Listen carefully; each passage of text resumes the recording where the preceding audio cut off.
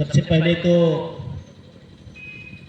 आप east central railway employees union के जो साथी हैं, पदाधिकारी हैं, आयोजक हैं, उनका बहुत शुक्रिया, बहुत धन्यवाद। आपने सम्मान दिया, स्नेह दिया। हमारे साथ लगातार इस पूरे मिशन में डॉक्टर कमलश्री साहब, जो बिना स्वार्थ के हमारी आपकी लड़ाई को आगे बढ़ा रहे हैं। उसके बाद हमारे बहुत ही मजबूत कामरेड साथी राजेंद्र पाल जी, हमारे यहाँ के मृत्युंजय कुमार जी, हमारे साथ कटेवा के प्रदेश महामंत्री नीरज त्रिपाठी जी, और तमाम जो हमारे नरसिंह भाई जो लगातार पिछले काफ़ी दिनों से लगातार घर से निकले हैं, उस लड़ाई को आगे बढ़ा रहे हैं। तमाम साथी, अटेवा के हमारे जिलाध्यक्ष, बनारस के हमारे साथी और सभी कर्मचारी साथी। दो तीन बात है। मेरा इधर नवंबर में काफ़ी स्वास्थ्य डॉक्टर ने मना किया है कि आप माइक से, भीड़ से, शोरगुल से दूर रहिए। दवा भी लगातार चल रही, मैंने लगातार मना भी कर रहा था, लेकिन साथियों का ऐसा था कि नहीं सर, आप अगर चलेंगे तो हमारे साथियों को बल मिलेगा, हिम्मत मिलेगी। डॉक्टर के मना करने के बाद भी मैं आपके बीच में आया। और कल मैं अभी यहाँ से निकल के मैं लखनऊ जाऊँगा। कल मैं निकला सुल्तानपुर रेलवे स्टेशन पे किया, आप सब साथ में थे। फिर रात में जौनपुर आया, सुबह वहाँ से निकला, अभी बनारस में था, फिर आपके बीच मुगल सराय हूँ, अभी फिर आपके लखनऊ जाऊँगा। और कल सुबह फिर हम 9 बजे निकलेंगे और रायपुर पहुँचेंगे। वहाँ से बिलासपुर प्रोग्राम रेलवे का ही है। फिर वहाँ से भागेंगे दिल्ली, दिल्ली से फिर आएंगे शाहजहाँपुर, परसों शाहजहाँपुर कार्यक्रम। तबीयत खराब है, उसके बाद क्यों आ रहे हैं? क्योंकि इस समय अगर आप चूक गए तो पूरे साल झंडा उठाते घूमते रहिए, कोई सुनने वाला नहीं होगा। ये बहुत महत्वपूर्ण समय है। 2-3 सवाल है जो आपसे मैं करना चाहता हूँ, ये बात लोगों तक ले जाना। पहली बात तो कितने लोग यूपीएस का समर्थन करते हैं? समर्थन यूपीएस का समर्थन कितने लोग करते हैं? ऊट पटांग पेंशन योजना, यूपीएस मतलब ऊट पटांग पेंशन योजना, उसका समर्थन कोई? रेल का कैंपस है, मुगल सराय की कॉलोनी है, रेल के कर्मचारी बैठे हैं, एक भी आदमी यूपीएस का समर्थन नहीं कर रहा। एक नेता उसकी विशेषता बताते घूम रहा है। रेल का नेता होकर के रेल का एक आदमी हाथ नहीं उठा रहा है उस पक्ष में, और आप रेल विशेषता बताए घूम रहे हो।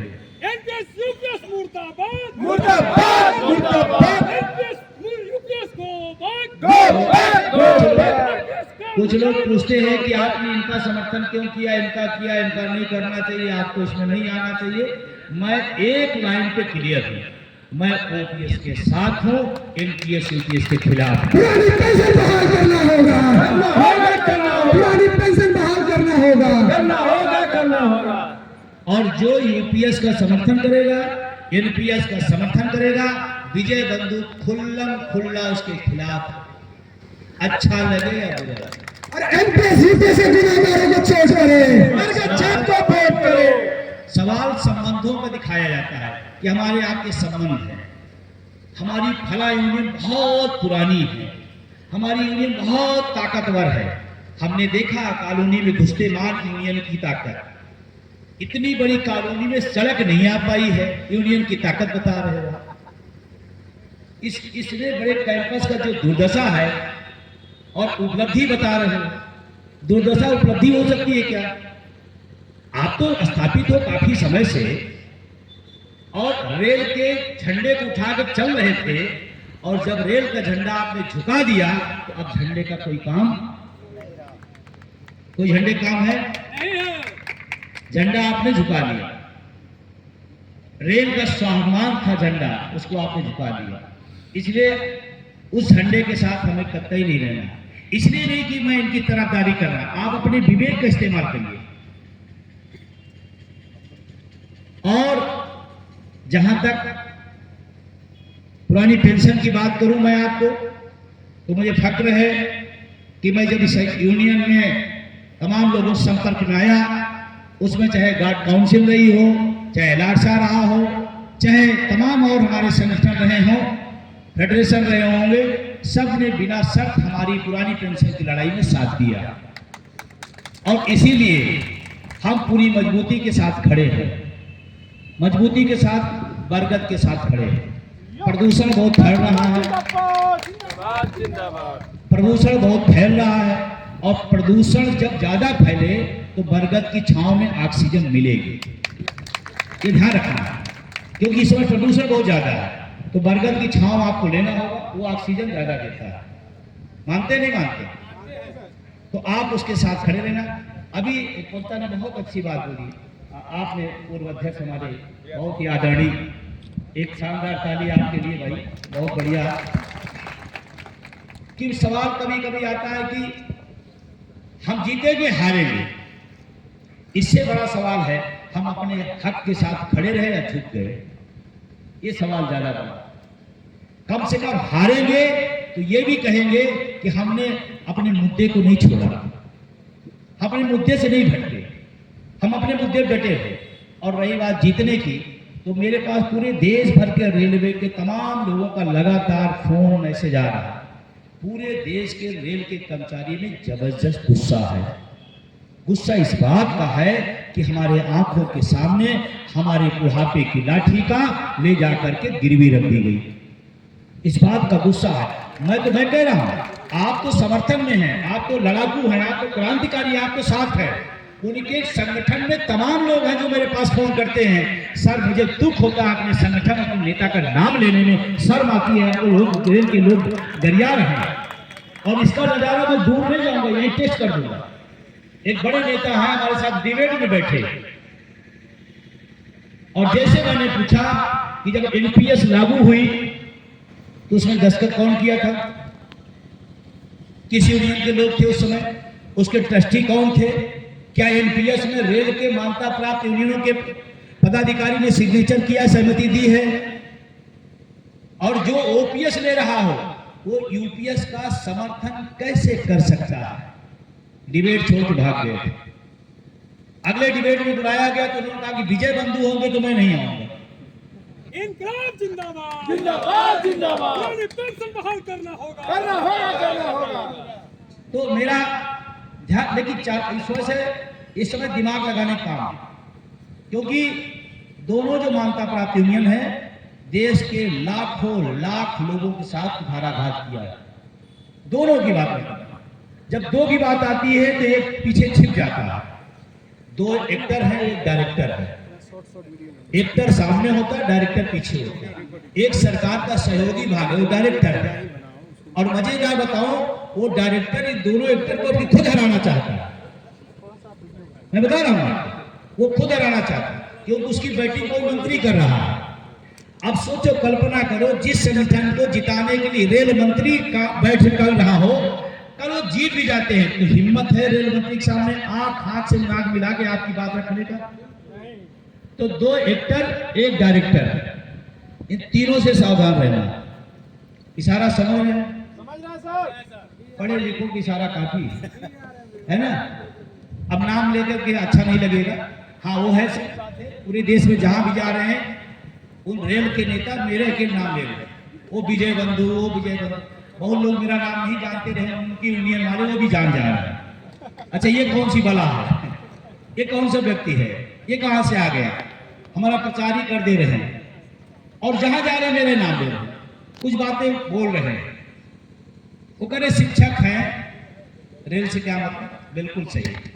भगत सिंह पंजाब के थे, पूरे देश की लड़ाई क्यों लड़े, पंजाब की आजादी मांगते, देश की आजादी क्यों मांगा, बोलो, देश की आजादी।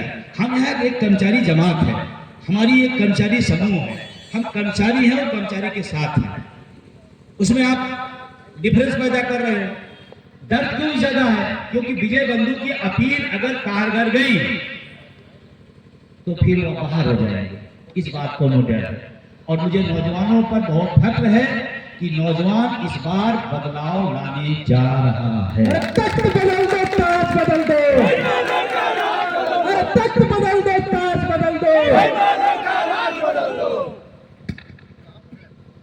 बात, जो रेल के बारे में हम सब पहले जानते थे, रेल इस देश की रीढ़ है, आन बान शान है भारतीय रेल।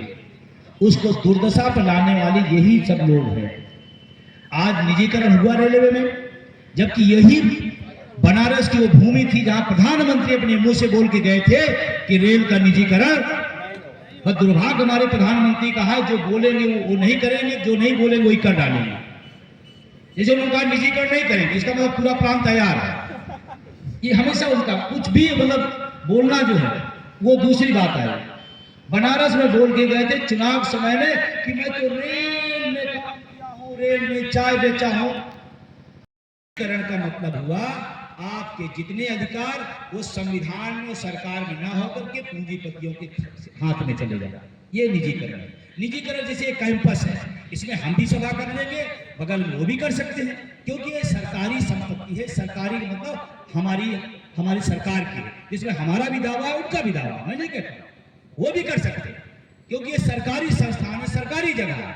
लेकिन यही बगल में किसी का घर बना हो निजी, उसके घर में मीटिंग कर सकते हैं बिना उसकी इजाजत के, वो निजी हो गया। यही निजीकरण है। सरकारी हमारी है, निजी उसके हाथ में। रेल को पूरी तरह से निजी हाथों में बिल्कुल दे दिया जाएगा, और जो बचा खुचा वो भी दे दिया जाएगा। नौकरियां खाली है नहीं रेल में, कितने लाख खाली हैं? 3 लाख के ऊपर, 3 लाख के ऊपर रेल में पद खाली हैं। जो सड़काल बता रहे हैं खाली क्यों रखवा दिए? किसके समय आया आउटसोर्सिंग? किसके समय आया संविदा? आउटसोर्सिंग संविदा नौजवानों के साथ सबसे बड़ा अभिशाप है, और उसका नाम आउटसोर्सिंग, क्योंकि नया जमाना है तो नया शब्द लाया गया है। आउटसोर्सिंग संविदा, नया जमाना नया शब्द, उसका पूरा मतलब है गुलामगिरी है या नहीं है? सीधा, क्योंकि आप समझ ना पाए इसलिए आउटसोर्सिंग संविदा वो गुलामगिरी है, और गुलाम को आप जानते हैं उसके कोई अधिकार नहीं होते, उसके पास कोई भी अधिकार नहीं होता है, वो जैसे मन रखना चाहे उसे रखे। ये सारे मान्यता प्राप्त लोगों ने आउटसोर्सिंग संविदा लाया, क्योंकि इसमें कमीशन का बहुत बड़ा खेल है।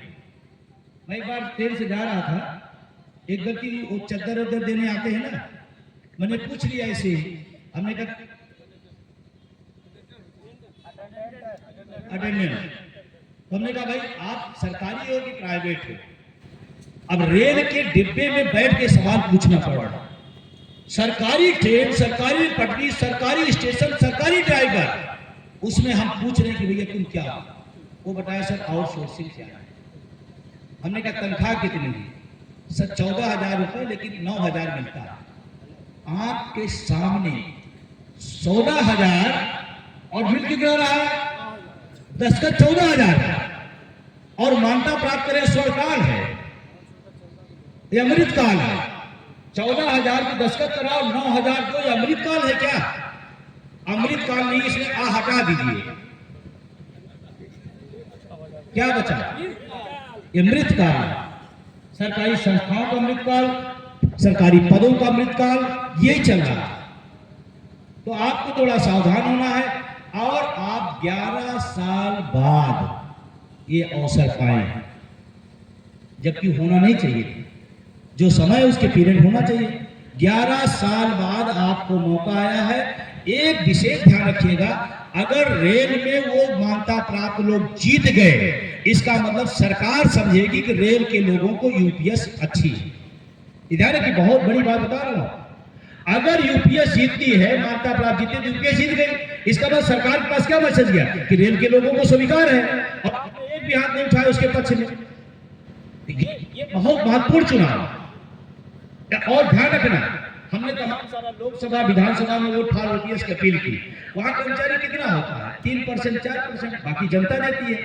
मजेदार बात है, रेल के चुनाव में रेल का कर्मचारी ही देगा, पूरा का पूरा निर्णय आपके हाथ में। अगर आप लोगों को समझा ले जाए और वोट डलवा ले जाए और यूपीएस वाले हार जाए, तो सरकार के पास संदेश जाएगा, इन बुढ़ों के पास कुछ बात रह नहीं गई। बंधु जी संघर्ष करो। जो लोग रिटायर हो गए हैं, सेवानिवृत्त हो गए हैं, तो काशी अयोध्या इतनी अच्छा बना दिया है, उधर जाए राम राम जपे बेमतलब चक्कर में पड़े हुए हैं, क्या फायदा? ये नौजवान है, लड़ लेगा भाई, अपनी लड़ाई नौजवान लड़े। जो चल नहीं पा रहा अगर रेल बचाएंगे, खुद चल नहीं पा रहे, मंच पर उनको पकड़ कर बैठाया जाता है, चल नहीं पा रहे कह रहे रेल बदलेंगे, रेल बदलते बदलते पूरा बिका दिए, है नहीं? तो चाहे वो एलारसा के साथी हो, चाहे वो ट्रैकमैन हो, चाहे जिस विभाग के लोग हों, आपको 3 चीजें एकदम क्लियर रहनी चाहिए। पहला, यूपीएस के हम समर्थन में नहीं है, कोई है? ओपीएस के समर्थन में कितने लोग हैं? सभी लोग। ओपीएस सारे लोग। एक साथी मिल गए लखनऊ के उन्हीं के विभाग के, कहे सर आपकी बात मुझे बहुत अच्छी लगती है, दुर्भाग्य जिस संगठन में हो उसका नेता बिक गया, उन्हीं के संगठन डालने का है। तो हमने कहा फिर आप क्या करोगे? सर क्या बताएं, मजबूरी है, हमारे व्यक्तिगत संबंध है। हमने कहा हम आपको बताते हैं व्यक्तिगत संबंध क्या है। आपकी थाली सामने लगाई गई, खाना परोसा गया, उसमें जहाज डाल दिया गया और आपका मित्र कह रहा खा लो क्योंकि हमारा संबंध है, खाओगे क्या? यूपीएस जहर है, वो जहर है, उसको कतई नहीं। और अगर नहीं समझना तो एक बात में समझा, एक छोटा सा ट्रैक में छोटी सी नौकरी वाला व्यक्ति कितना भी वेतन कम होगा तो 25,000 वेतन होगा। सरकारी जॉब में अगर आता है उस सिस्टम में तो 25,000 तो वेतन मिलेगा, 25-30,000 मिलेगा। अब अगर 30,000 मिलता है तो 10% के साथ कितना हुआ? 3,000 हुआ। 40 साल नौकरी करेगा, 3,000 रुपए पर मंथ, फिर साल का, फिर 40 साल 3,000, जबकि वो बढ़ता जाएगा। 10% तनख्वाह बढ़ेगी तो और बढ़ जाएगा। अगर 3,000 में 40 साल का जोड़ लेना, अगर वो पैसा हर महीने जाए तो 30-40 लाख रुपए होगा। यूपीएस में क्या बताया गया कि 30 लाख रुपए जो आपने 10% हमको देंगे, हम उसको रख लेंगे, आपको लास्ट के 6 महीने का वेतन देंगे। माने वेतन आपका 1 लाख हो गया तो 6 महीने कितना हुआ? 6 लाख रुपए। और आपका कितना हुआ था? 30 लाख। 30 लाख रख के 6 लाख दे लेंगे और कहेंगे ताली बजाओ, कितना शानदार master stroke. NPSUPS go back, go back, go back. NPSUPS go back, go back, go back. कितना बढ़िया मास्टर स्ट्रोक है ये। मास्टर स्ट्रोक भी मरने वाला स्ट्रोक है, सोचने वाली बात है। तो और यूपीएस की तरफदारी में क्यों किया जा रहा आप सब जानते हैं। कॉलोनी की दुर्घटना जरूर होगी, लेकिन दिल्ली उनको हवेली मिली वो शानदार है, आप सब समझते हैं। यहाँ दुर्दशा होगी लेकिन उनकी कॉलोनी, उनका हवेली, क्या क्या मिलता आप सब जानते हैं। उनकी मजबूरियां हम जानते हैं। वो सरकार के खिलाफ जा नहीं सकते, मैं जानता हूं। इसीलिए सबसे ज्यादा आलोचना मेरी करते, क्योंकि मैं कहता हूं अगर जो सरकार निकम्मी है वो सरकार बदलनी है, इसमें कोई दो राय नहीं। और बाबा साहब भीमराव अंबेडकर साहब ने हमको आपको एक ताकत दी है। जब आप लड़ाई लड़ रहे हो सारे हथियार छूट जाए, सारे हथियार बेकार हो जाए। एक हथियार है वोट की चोट, एक हथियार है वोट की चोट। जो सरकार निकम्मी है वो सरकार बदलनी है, जो सरकार निकम्मी है वो सरकार बदलनी है। कुछ लोग कहते हैं नहीं सर, सरकार को क्यों आप आरोपित कर रहे हैं? लागू किसने किया यूपीएस? सरकार ने। तो हम किसको कहेंगे? पाकिस्तान की सरकार, किसको कहेंगे? और मजे की बात, जो हमको एमपीएस समझा रहे हैं, यूपीएस समझा रहे हैं, खुद 4-4 पेंशन ले रहे हैं। तब अर्थव्यवस्था डाउन नहीं होती, तब अर्थव्यवस्था नहीं। नेताओं को पेंशन देने से अर्थव्यवस्था मजबूत होती है और रेल के कर्मचारियों को देने से नुकसान होगा। क्या लॉजिक है? और दूसरा एक लाइन, हम तीसरी आर्थिक महाशक्ति बन रहे हैं। जब हम ज्यादा पैसा बना रहे हैं, ज्यादा पैसा आ रहा है, तो हमारे कर्मचारी को विभाग है। अगर रेल में ट्रैकमैन दौड़ता है, अगर लोको पायलट चलता है तो देश चलता है ना, तो देश चलता है। ट्रेन कौन लेके जाता है? लोको पायलट है यहाँ? अरे वाह भाई, बहुत बड़ी संख्या में है। इनका दर्द, पहले मैं गुस्सा करता, ट्रेन लेट होती तो गुस्सा, ये लोग क्यों नहीं पहुंचाते? लेकिन लोको पायलट से बात हुई लगी, कहा सर हमको पहुंचने नहीं दिया जाता। हम तो चाहते हैं कि जितनी जल्दी ट्रेन खड़ी करें घर में पहुंचे, हम लेट करने से हमारा क्या फायदा? तो आप सोचो कि रेल की दुर्दशा कहां तक आ गई है और आगे जो प्लान है, क्योंकि उसके 2 कारण हैं। रेल के पास और सेना के पास 2 ही ऐसे विभाग है जिनके पास शहरों में बहुत बड़ी जमीन है। इस बात को समझो आप, जो निजीकरण में छोड़ गया हुआ, उस पूरा का पूरी नजर इस रेल के जमीनों पर है। ये बात अभी कहेंगे तो आप कहोगे, वही कह देंगे अरे विजय बंधु भड़काने आया था। आप दिमाग लगाइए, मैं खिलाफ नहीं, अडानी साहब रेल में आना चाहते आए, लेकिन जहां हिंदुस्तान के जिन क्षेत्रों में रेल नहीं गई है वहां पटरी बिछाएं, स्टेशन बनाएं, सिग्नल लगाएं, हमारे टैक्स के पैसे से बना लखनऊ स्टेशन, हमारे पैसे से बना हुआ बनारस का स्टेशन, आप उसी को क्यों ले रहे हो? बहुत सारा क्षेत्र भी रेल से बचा हुआ है, आप टैक्स में बिछाओ अपना, फिर कमाओ, वहां नहीं जाएंगे क्योंकि वहां लगाना पड़ेगा। यहाँ तुरंत वसूली शुरू हो जाएगी, वसूली में सरकार का कमीशन जाएगा। इलेक्टोरल बॉन्ड क्या है? जितना मानो लूटो, उधर शिफ्ट कर दो। हम लूटने से बच गए। देखिए, जो लोग यहाँ बैठे हैं, बुरा नहीं मानिएगा मेरी बात को, हम सब लोअर मिडिल क्लास से आए हैं। एक आध अपवाद हो सकते हैं, कोई बड़ा आदमी आ गया हो, अपवाद होता है कि यहाँ सब क्या, किसी के पिता किसान है, किसी के मजदूर है, किसी की दुकानदार है, ऐसे घरों से आया है। अगर आपके जीवन में नौकरी ना आई होती, रेल का कोई साथी है? रेल के साथी है? आप ही आ जाइए। हाँ, फ्रेट के लिए कहाँ के रहने वाले हैं? भागलपुर। बिहार वाले पूरे देश में हैं और बिहार राजनीतिक रूप से बहुत मजबूत राज्य है। मैं बता दूं, परिवर्तन जब चलती है तो बिहार के लोग ही करते हैं। बिहार के लोग है क्या है?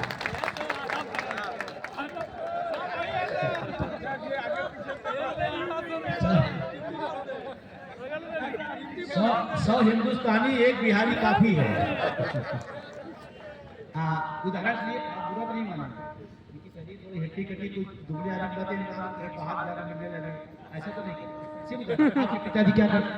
मेरे पिताजी मजदूर हैं। मजदूर। ये देखो, मेरे आदमी नहीं, आप सब तो सेट करके लाए हैं, वो पता है। आप हमसे ज्यादा इनको आप जानते हैं। जानते हैं इनको? जानते कितने लोग? सभी जानते हैं। नहीं, कभी को होता है कि यार वो तो सेट करके लाए, उसी से पूछ लिए। ठीक है, इन्होंने कहा ना मजदूर है। अगर आपके पिताजी खेती नहीं है, मजदूरी करते हैं। मतलब खेत है ही नहीं, मूर्ति बनाते हैं। समझिए बात को, निजीकरण का खेल कहाँ होगा? अगर आप नौकरी में ना आए होते तो आज आप जहां राजनीतिक रूप से, सामाजिक रूप से, आर्थिक रूप से आज जहां खड़े हैं, क्या वहां रहते? नहीं सर। इसका मतलब जो निम्न और मध्य वर्ग है उसके लिए नौकरी सांसद और विधायक के बराबर है। इस बात को समझिए आप। अगर ये यहाँ न खड़े हो पाते तो अपने बच्चे को पढ़ा नहीं पाते, ये एक अच्छा सा छत भी अपने लिए लाभ नहीं पाते, एक मकान भी नहीं बना पाते अगर वहां होते। नौकरी हमको एक जगह दिया, एक हमारी ऊंचाई लाई, हमें सामाजिक रूप से, आर्थिक रूप से हमें आगे बढ़ाया। और जो वर्तमान मान्यता प्राप्त लोग हैं, वर्तमान सरकार है, वो निम्न और मध्य के नौकरी जो सबसे खूबसूरत चीज है उसको खत्म करना चाहती है कि ये मजबूत ना हो पाए। निजीकरण नहीं चलेगा, निजीकरण नहीं चलेगा। इसीलिए आज अभी चुनाव है, 4, 5, 6 आप चुनाव कर लीजिए, लड़ लीजिए, जीत लीजिए। लेकिन मैं आपसे फिर एक अपील करके जा रहा हूं कि इस लड़ाई को, एनपीएस की लड़ाई को, निजीकरण लड़ाई को सिर्फ कर्मचारी के भरोसे नहीं जीतेंगे। हमें गांव-गांव, घर-घर, मोहल्ले-मोहल्ले समझाना पड़ेगा। आप अपने बेटे को पढ़ा रहे हो किस लिए? नौकरी के लिए। नौकरी सरकार खत्म कर दी, आपका बेटा पढ़ा लिखा के रोजगार घूमेगा, तो क्या जरूरी नहीं कि हम जागरूकता पैदा करें? पढ़े लिखे लोगों को काम नहीं बनता। ये बात तो आप नीचे तक ले जाना पड़ेगा। आपका भाई बेरोजगार घूम रहा है, 3 लाख नौकरियां खाली पड़ी हैं। अरे 3 लाख परिवारों में अगर नौकरी मिल जाती, 3 लाख परिवारों में बाहर आती नहीं आती, उसकी शादी अच्छी होती, उसका परिवार अच्छा होता, आने किस दिन खड़ा होता, लेकिन निजीकरण किया जा रहा है। तो आप समझ रहे हैं। बस इतनी सी बात। निम्न और मध्य वर्ग के खिलाफ अमीरों का षड्यंत्र है निजीकरण। ये टैग आप याद रखिएगा। और जो निजीकरण होगा, जो समर्थन करेगा, हम उसके खिलाफ हैं, क्योंकि हम मजदूर घरों से, किसान घरों से सारे लोग यहाँ बैठे साथ। ठीक है ना? अब रेट का है, सभी भागना है। तो मैं 2 बातें आपसे कह के अपनी बात खत्म करूंगा निवेदन के साथ। बरगद को मजबूत करिए, ऑक्सीजन और छां दोनों पाइए। और अभी कहाँ है अध्यक्ष जी? इस जोन के अध्यक्ष कहाँ? ट्रैक मैन हमारे साथ ही आ जाए। अभी एक जोनल अध्यक्ष है, एक ट्रैक मैन है। एक छोटे जरूर हैं देखने में, लेकिन ये बहुत क्रांतिकारी है। कई मोड़ पर हमारी उनकी मुलाकात हुई। इनके विचार क्रांतिकारी है और लड़ने का जज्बा है, और जो लड़ता है उसी पर कार्रवाई होती है। जो सरकार के दरबारी होती है तगमे मिलते हैं, लड़ने वालों को कार्रवाइयां होती हैं, है ना। लेकिन मजबूत साथी है आपके जोन का, एक मजबूत हाथ में आपके नेतृत्व दिया है।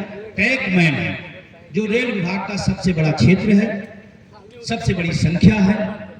आपसे भी और तमाम और ट्रैकमैन साथी हैं, मैं सबसे निवेदन कर रहा हूं कि आप लोग एक साथ आइए और ताकत दिखाइए। पहले उस बड़े जो मान्यता प्राप्त लोग हैं उनकी विदाई करिए, हिस्सेदारी के साथ आगे बढ़िए।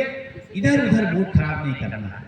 इधर वोट क्या होगा, फिर वो तो चाहते हैं कि भाई इधर बढ़ जाए, जिसे गणित समझिए चुनाव की, चुनाव गणित 20 वोट है, ठीक है।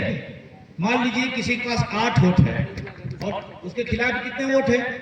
12। 20 में 8 उनके पास है और 12 खिलाफ है, लेकिन उसी में 4 लोगों को लड़ा देंगे तो कैसे वोट मिला उनको? 2-2 वोट ना। अब 2-2 वोट मिला, जीत कौन गया? 8 वाला। खिलाफ में कितने थे? 12। तो कुछ लोगों को यह भी गणित समझनी पड़ेगी। आप अगर खिलाफ है तो एक साथ खड़े होइए, एक साथ मजबूती से आइए और तभी बात बनेगी। तो टैग मैन साथी और हमको हमेशा डिबेट में टैग मैन की समस्या उठाया, हमने खुल के बोला कि भाई इनका जो इनका आज सबसे बड़ा मैटर LIC ओपन LDC, ये कोई छोटी समस्या नहीं है। क्योंकि अगर हमारी योग्यता है, ये संविधान कहता है, अगर हमारी योग्यता है तो हमारी योग्यता के अनुसार हमको अपने विभाग में परफॉर्मेंस करने का मौका, हमें परीक्षाओं में बैठने का मौका मिलना चाहिए। ये संविधान जो होता है, ये संविधान कहता है। आप संविधान के खिलाफ जाकर के आप नहीं, अगर टैग मैन है तो टैग मैन ही रहेगा। क्यों रहेगा भाई? अगर इन्होंने क्षमता, अपनी योग्यता, अपनी शिक्षा बढ़ाई है और ये उसके हकदार हैं, तो विभागीय परीक्षाएं सिर्फ रेलवे में नहीं, हर विभाग में होती है। कोई सिपाही है, दरोगा की भर्ती आती है तो उसमें दरोगा की भर्ती में सिपाही शामिल होता है, पुलिस वाला भी जाता है और विभाग वाला भी जाता है। एक सिपाही दरोगा बनने की योग्यता रखता है तो उसको दरोगा बनाइए। टैग मैन दरोगा बनेगा, रेल मजबूत होगा। और कमरेड संतोष पासवान जिंदाबाद जिंदाबाद जिंदाबाद। तो आप सब लोगों ने NMOPS की लड़ाई में पुरानी पेंशन, जितने यहाँ लीडर हमारे बैठे हुए हैं, सब ने बहुत ताकत के साथ NMOPS जो पुरानी पेंशन की लड़ाई लड़ रहा है उसके साथ खड़े रहे हैं। उसी का नतीजा था 1 अक्टूबर में कितने लोग दिल्ली में थे? दिल्ली थे। आप आ जाइए, इसी से पूरे 3000 आ जाइएगा। जो बोलिए सच बोलिएगा, लेकिन मैं इसलिए बोलवा लेता हूँ, और मैं इसलिए कि मैं कभी झूठ नहीं बोलता हूँ, क्योंकि मैं प्रधानमंत्री नहीं हूँ।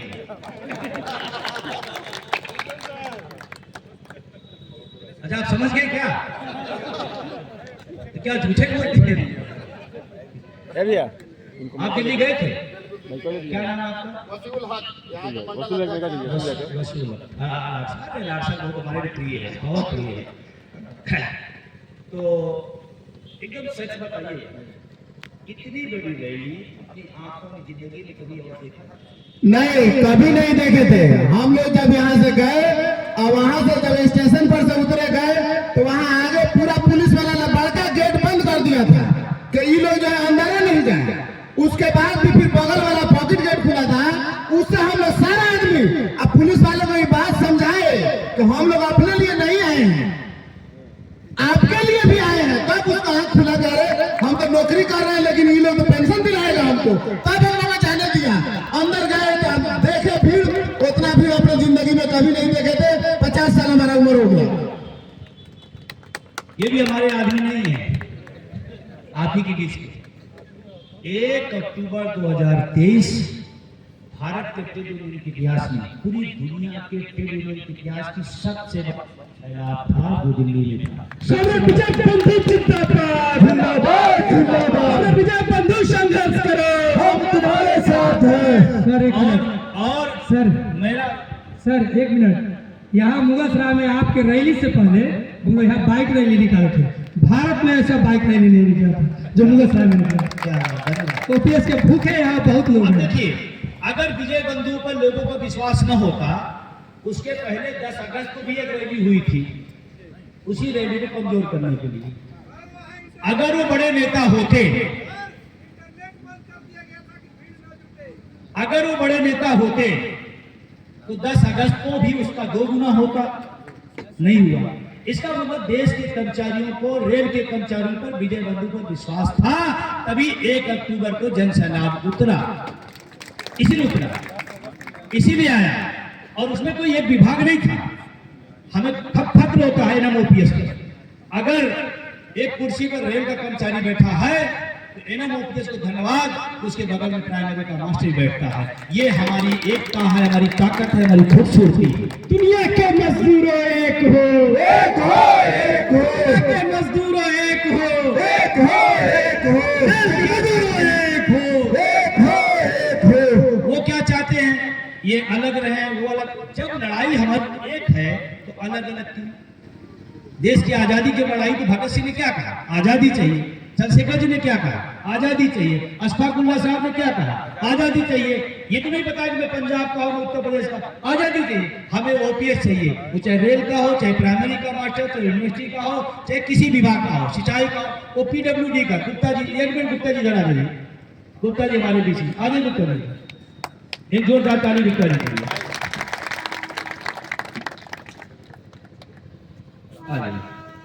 ये गुप्ता जी है, पीडब्ल्यूडी से रिटायर है। क्या है? पेंशन को मिलती है। क्या जरूरत है हमारी? घर में रहते ओपीएस मिल रही है। ये भी उसी बुद्धों की तरह यूपीएस का समर्थन कर देते, इन्होंने किया। ये साथ में खड़े हैं कि जो व्यवस्था, जो सुविधा हमको मिल रही है, हमारे छोटे भाइयों को मिलनी चाहिए, इसलिए कदम से कदम खड़े, इसलिए खड़े हैं। अब पीडब्ल्यूडी और रेल अगर एक होता तो दर्द क्यों हो रहा है भाई? एक हो, क्योंकि लड़ाई हमारी एक है, और लड़ाई छोटी भी नहीं है, लड़ाई बड़ी है। राजस्थान में ओपीएस बहाल हुई, किसने कराया? राजस्थान, छत्तीसगढ़, झारखंड, हिमाचल, हुआ या नहीं हुआ? जो चीज कोई सोच नहीं सकता था, उसको एनएमओपीएस के साथियों ने करके दिखा दिया है। एनएमओपीएस जिंदाबाद, जिंदाबाद, जिंदाबाद। और अगर ये प्रधानमंत्री के साथ फोटो खिंचाने और साल बढ़ाने का काम ना होता तो सरकार को बहुत दबाव था, हम सबको मिल जाता। ये साल बढ़ाने के चक्कर में जो प्रेशर बना था, जो ताकत बनी थी, सरकार में जो घबराहट थी, वो इन लोगों ने प्रेशर कुकर में सीटी वाला काम कर दिया। वो सीटी वाला काम कर दिए।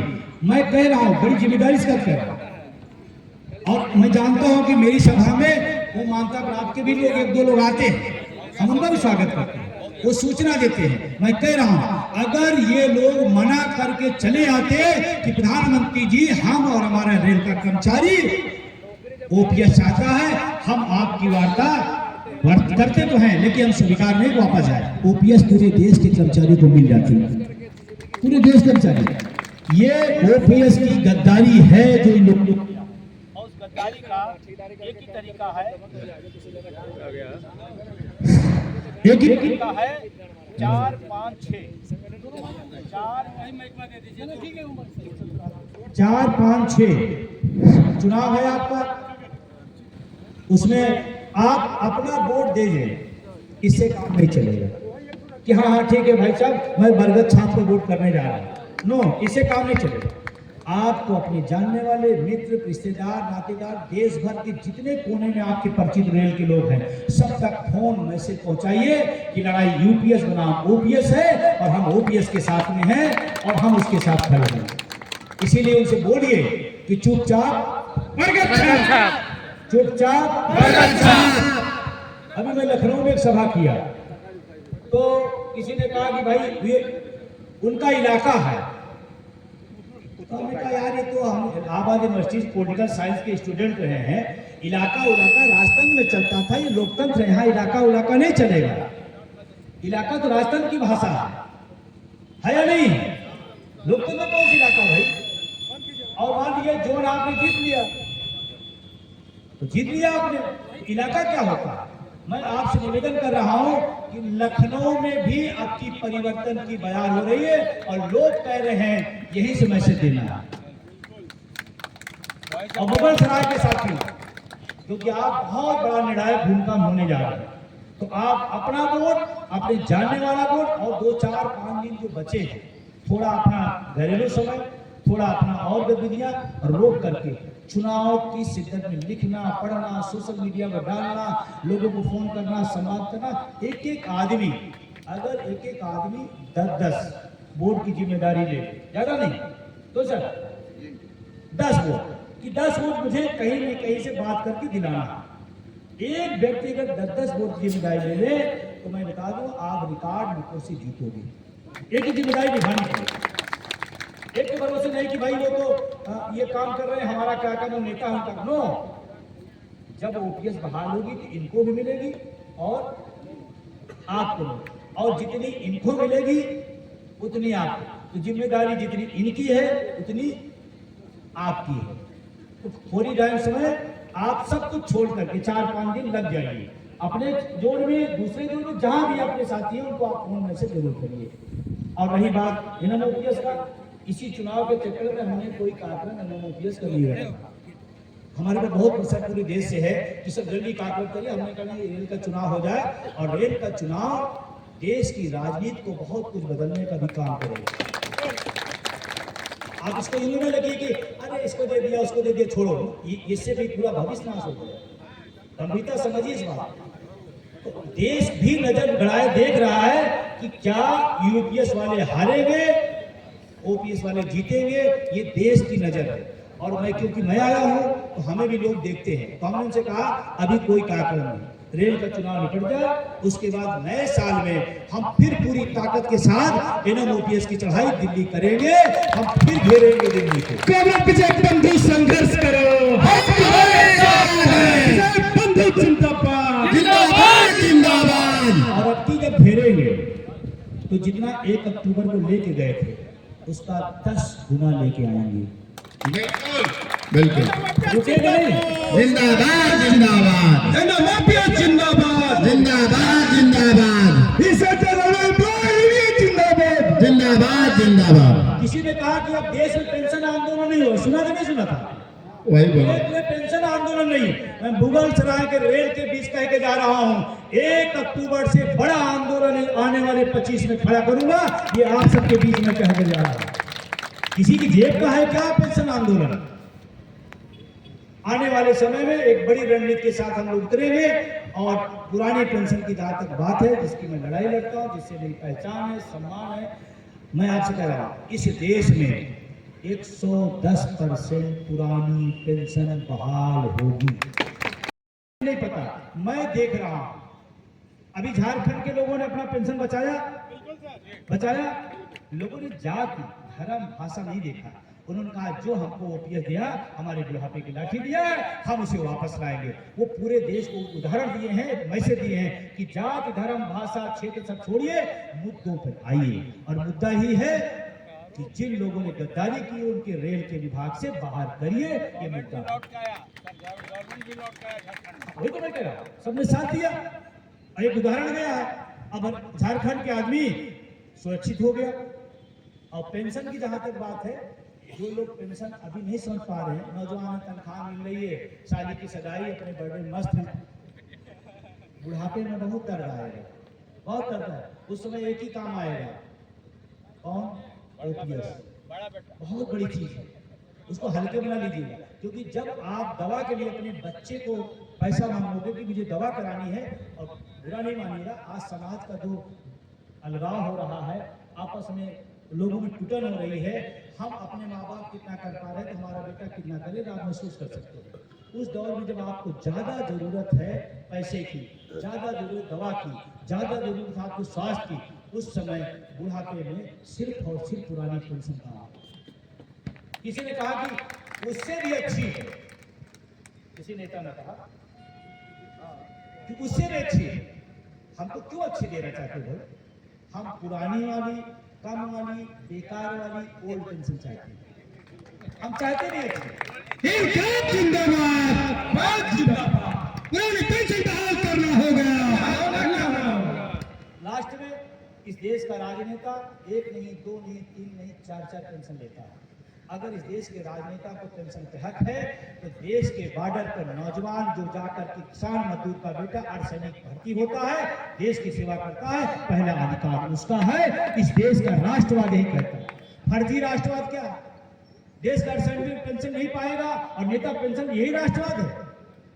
तो हमारे पास बहुत सारे लोगों को फोन आता है अर्धसैनिक वालों को, कहते हैं सर अब गुस्सा बहुत आ रही है, पहले मुझे नहीं पता था कि हमको पेंशन नहीं दी और वो भी नहीं लेते हैं। आपके यूट्यूब को सुन करके हमने जाना कि नेताओं को 4 पेंशन, अर्धसैनिक बल को 1 नहीं। तो कहते हैं गुस्सा इतना लगा कि पाकिस्तान तक गोली जाए न जाए, जिधर इतना गुस्सा मैं बता रहा हूँ। तो हमने कहा नहीं, आप देश की रक्षा करिए, ये सारे लोग मिल करके आपके बुढ़ापे की रक्षा हम सब करेंगे, ये हमने उनसे वादा किया। अरे एमपीएस यूपीएस के गुनाहगारों पर चोट करो, एमपीएस यूपीएस के गुनाहगारों को चोट करो, वोट करो। तो आप सबने मुझे सुना, सम्मान दिया, आप सबका बहुत शुक्रिया, क्योंकि लंबी यात्रा है।